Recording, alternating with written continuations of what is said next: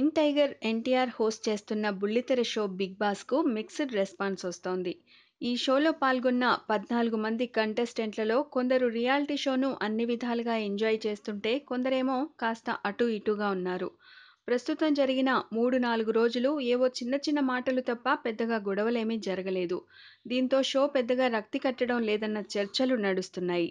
ఇక ఈ షోలో పాల్గొన్న వారి రెమ్యునరేషన్ల లెక్కలు కూడా బయటకు వచ్చాయి. ఎన్టీఆర్ హోస్ట్ చేస్తున్నందుకు గాను 8 కోట్ల రెమ్యునరేషన్ తీసుకున్నట్టు తెలుస్తోంది.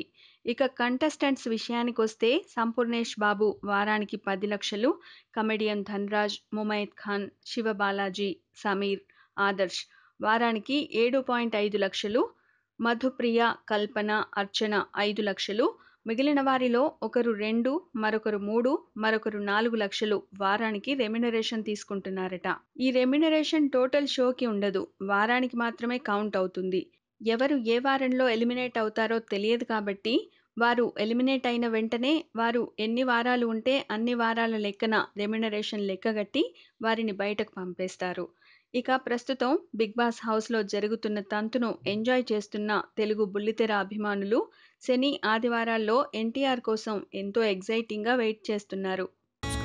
Please subscribe. Hi, it's me Purna. Please subscribe.